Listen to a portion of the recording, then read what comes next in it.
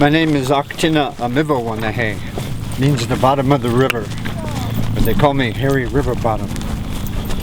Seeks the lowest point, but it cuts through the mountains first, waging peace at a full gallop, counting coup in a town near you.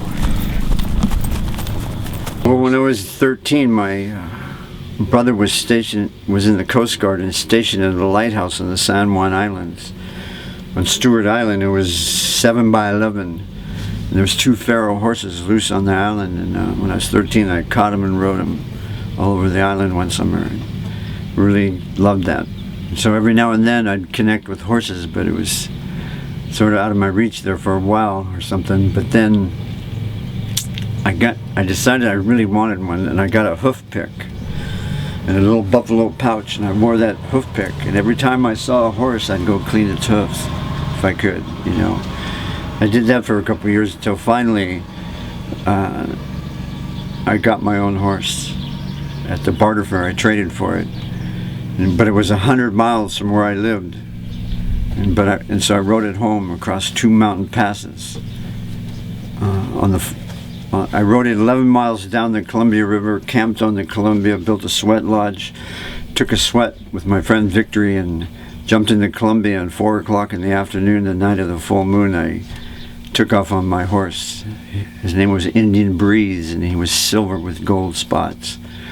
Just a beautiful horse. And so we took off on the night of the full moon, made it over the first mountain range down to the Kettle River.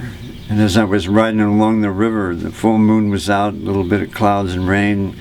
Came across the old wooden bridge, and a horse that was loose in the town reared up in front of me and greeted me to the town. And I just tethered my horse in some tall grass, and that was the first night. It was like, took me 4 days. I went 100 miles in 4 days across 2 mountain passes.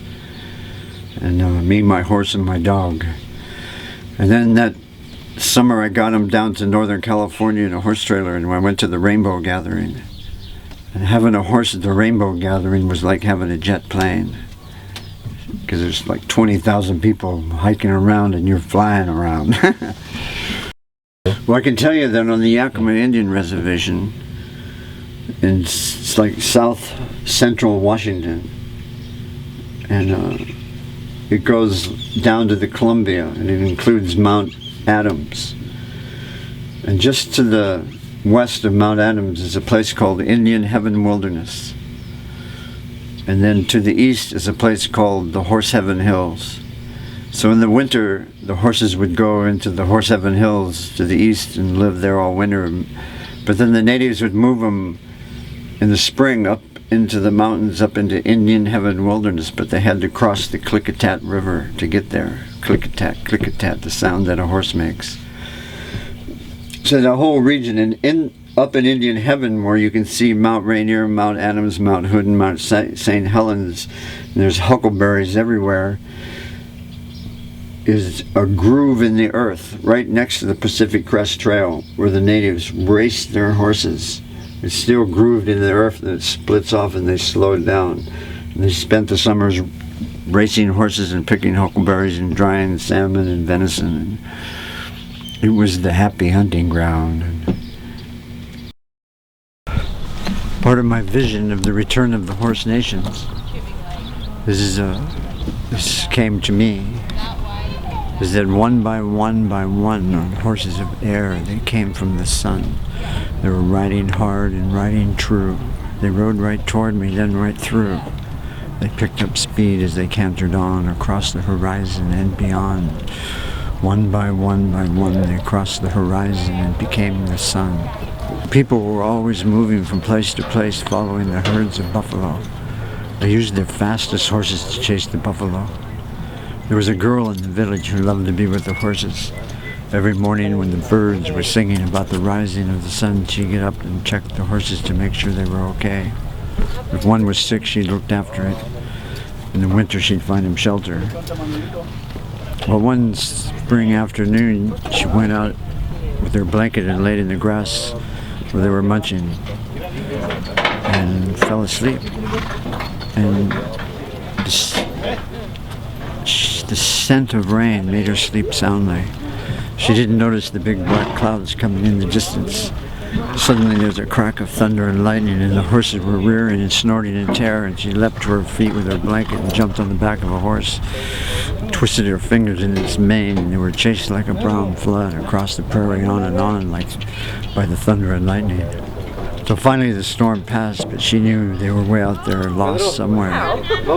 So she slid off her horse and rolled up in her blanket and went to sleep. And the next morning she was awakened by this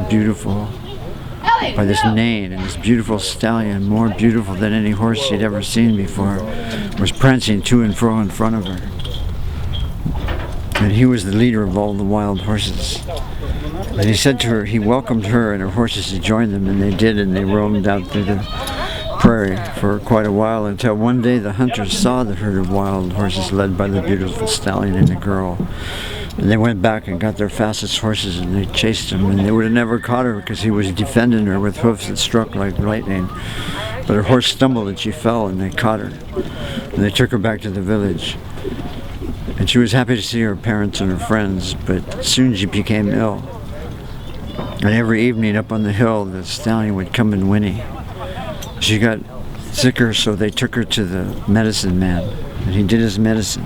And he said that the only thing that'll help her is if she gets to go live with the wild horses.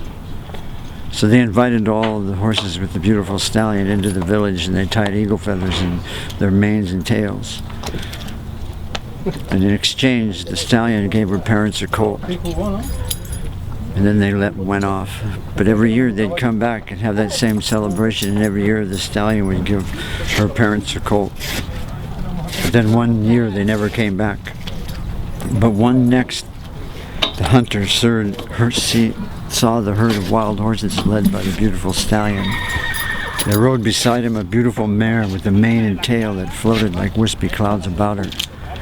And they said surely she'd become one of the wild horses at last.